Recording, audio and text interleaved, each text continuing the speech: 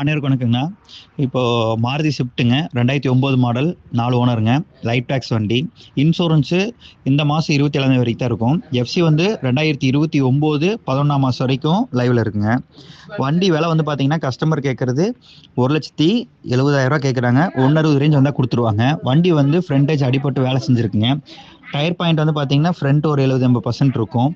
வண்டி பார்க் இடம் பார்த்தீங்கன்னா திருப்பூர் மலையாண்டவர் ஆட்டோகன்ஸ் வண்டி பார்க்கணும்ண்ணா. டீசல் வண்டிங்க. அனைவருக்கும் வணக்கங்கண்ணா. இப்போ மாருதி ஸ்விஃப்ட்டுங்க 2009 மாடல் 4 ஓனருங்க.